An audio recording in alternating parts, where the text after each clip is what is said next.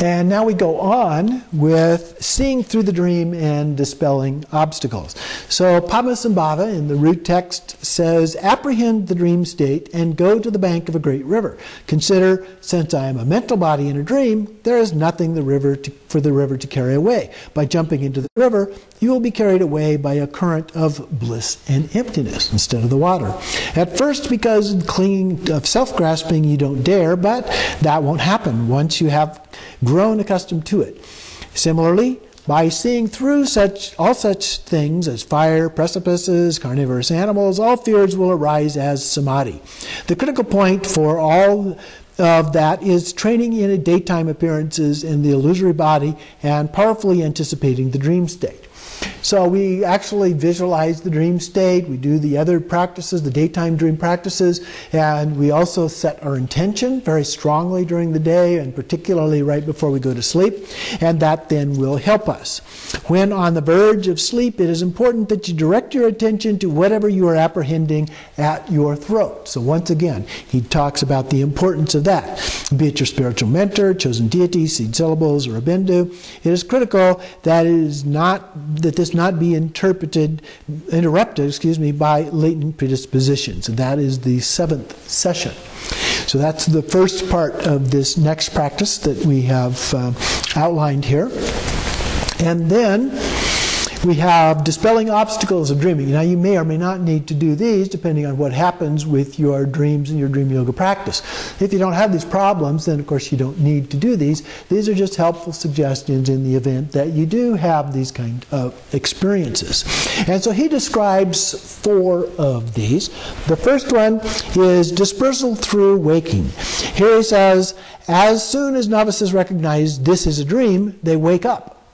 So when we recognize the dream, we wake up as a part of that. And there is a dispersal of that recognition. To dispel that, maintain your attention at the level of the heart and below, and focus your mind on a black bindu the size of a pea, called the syllable of darkness, on both soles of the feet. That will dispel it. And so the basic idea is, don't wake up with your eyes open. If you wake up, you recognize that you've waked up in the dream, awakened in the dream, keep your eyes closed. And then visualize these black bindus and the soles of your feet, and then that will help, allow you to maintain your level of attention in the dream so you don't lose that. And the next one, the dispersal through forgetfulness, forgetting to do the dream yoga. This entails apprehending the dream state, but immediately becoming confused and letting the dream go on as usual. So we recognize it, but then we just continue dreaming. To dispel that, train in the illusory body during the day and accustom yourself to envisioning the dream state. So we practice dreaming, if you will, during the daytime. Then, as you are about to go to sleep, do so with the yearning. May I know the dream state as the dream state and not become confused. Also cultivate mindfulness, thinking also when I am apprehending the dream state, may I not become confused, and that will dispel it. So during the day, we just remind ourselves over and over again that we recognize the dream state and that we would apprehend it at that time as the dream state. The next obstacle that he talks about is dispersal through confusion. We become a little bit confused. It's easy to get mixed up during the dream state. And so he says, if your dreams are solely deceptive appearances of detrimental latent propensities, your awareness becomes diffused and you never recognize the dream state at all. You become confused. You're not really sure if you're dreaming. It seems like you're really in an ordinary state. Therefore, during the daytime, powerfully envision dreaming and strongly emphasize the illusory body. Apply yourself to purifying obscurations, practicing fulfillment and confession, and performing the Ghana Chakra offering. By forcefully practicing pranayama and the vital energies and continuing in all of this, the problem will be dispelled. And so we do these practices of the 4 thoughts that turn the mind, the different practices of the Nundro and so forth, the completion stage practices, generation stage, completion stage practices, and those then help reinforce this and dispel the problem. And then he talks about dispersal through insomnia, the inability to go to sleep. If sleep is dispersed due to the powerful anticipation and you become diffused as your consciousness simply does not go to sleep, counteract this by imagining a black bindu at the center of your heart now, and bring forth the anticipation without force and just for an instant, and by releasing your awareness without meditating on sleep, you will fall asleep and apprehend the dream state. So we visualize the black bindu at our heart, and then we just let go of it, relax and fall to sleep. Then he has dispersal through indolence. First, due to our disillusionment with the cycle of existence and the spirit of emergence, you may do a little practice retreat and so on. You may also apprehend the dream state, but afterwards, as you have not severed your craving for sensual gratification, you have caught up in idle amusements. So we're just not doing our regular practice. We're distracted. With a weak disposition, you become completely ordinary, and out of indolence, you wreck your spiritual practice. You get lazy. Having no pure vision of any dharmas and practices performed by others, you judge them by your own standards, and your mind slips into ruminating, I've done that too, I'm not like that now. Others are just like me. Okay? So we've basically lost our practice. And so then he goes on and says, for that, meditate on the difficulty of obtaining a human life, of leisure and endowment, and on the death and impermanence, so the four thoughts that turn the mind again. It is most important that you meditate on the faults of cyclic existence and mentally renounce this life. By applying yourself to solitary, single-pointed practice and retreat and so on, your earlier experiential realization will be restored and you will again apprehend the dream state. So we go back and we do these preliminary Nundo practices, and other Nundo practices as well can be helpful as a part of that. And then he concludes by saying, if reverence for the spiritual mentor is absent, the dream state will not be apprehended. If the tantric pledges have degenerated, it will be apprehended. It will not be apprehended. If there is little familiarization, it will not be apprehended. And if the critical points of the practical instructions are absent, again, it will not be apprehended. So know how to remedy those problems. It is said that by training in this transitional process of dreaming, since the transitional process of reality itself, which is the bardo of dharmata, and of becoming, the bardo of becoming, these are the two bardos between death and reincarnation, rebirth, are like the dream state. Those transitional processes will be apprehended. So if we do these practices, the dream yoga practices help us in apprehending these two bardos, and in the process it's more likely that we will achieve enlightenment if we have not already done so. So they're very important basic practices. Moreover, it is said that if the dream state is apprehended 7 times, the transitional process following death will be recognized.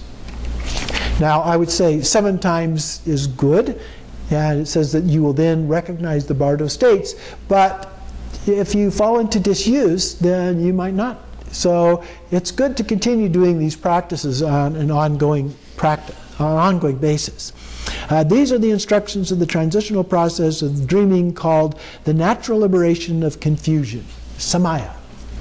So those are the instructions of Padmasambhava relative to these practices here. So in terms of seeing through the dream and dispelling obstacles, the practices that we have here, first again, we set our intention during the daytime and again before going to sleep, that we will see through the dream and dispel whatever obstacles that we have been experiencing. So the actual instructions then, first for seeing through the dream, in the daytime, practice dreaming, and this can be a very playful kind of thing, jumping into a river, being in a fire, falling off of a cliff, being eaten by a carnivorous animal, or whatever your own worst nightmare happens to be, play with it. Okay? You fall off of a cliff, begin to fly. You fall into the water, just rest in emptiness of that.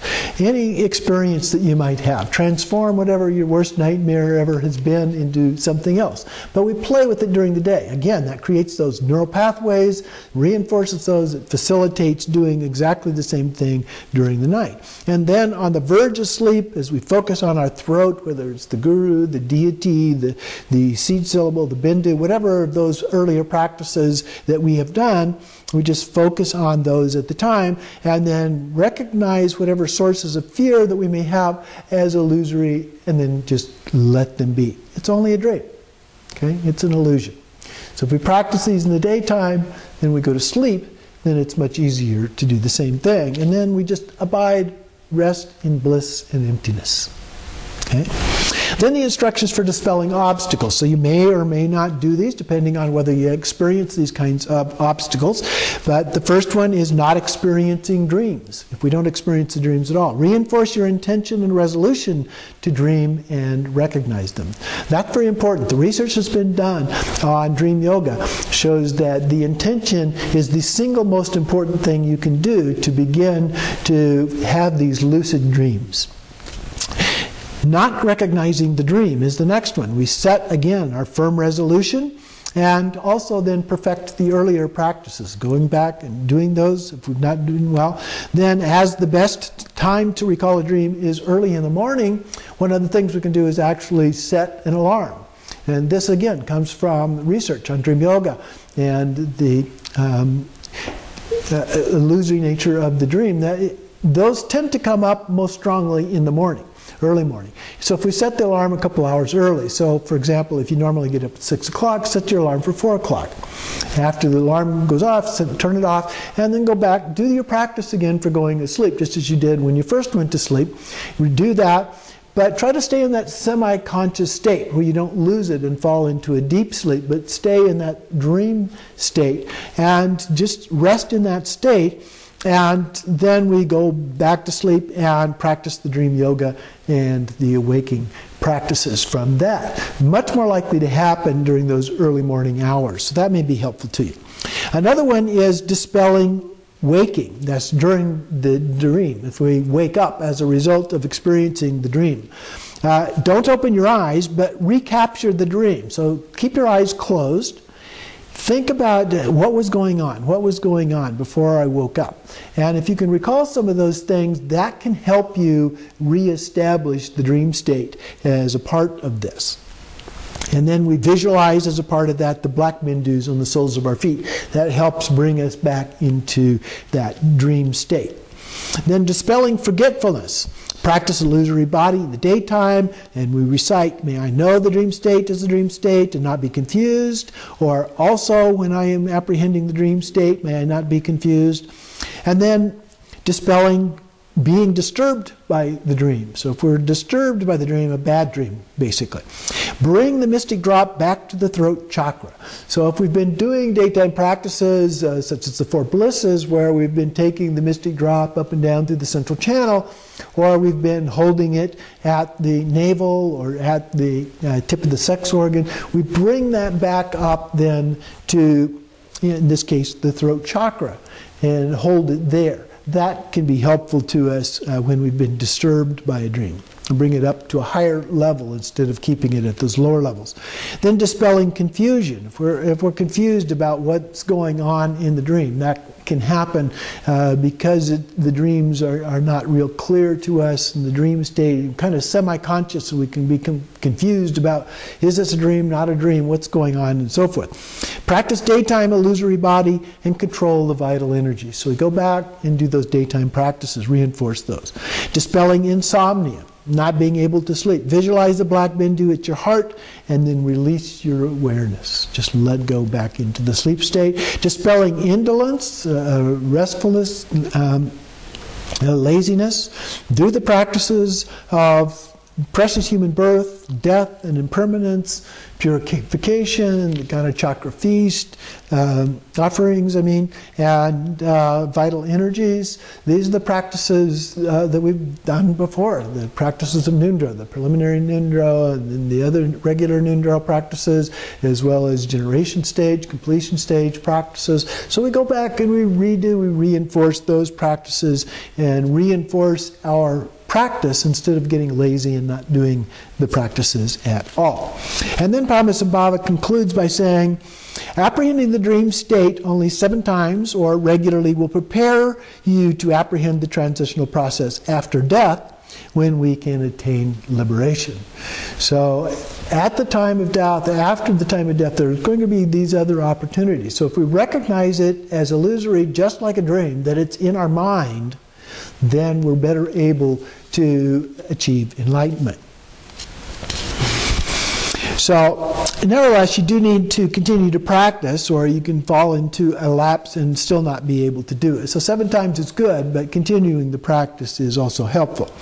And then dream yoga is considered to be a very powerful way to help us realize the illusory body.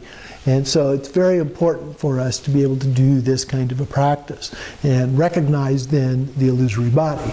So from this, we will go into the pure illusory. We did impure illusory body practices and various stages of that. Now we'll look at the pure illusory body and then move into some of the other of the advanced practices of the completion stage as we move into part 6 of natural liberation. So thank you for participating, and we hope that you will continue.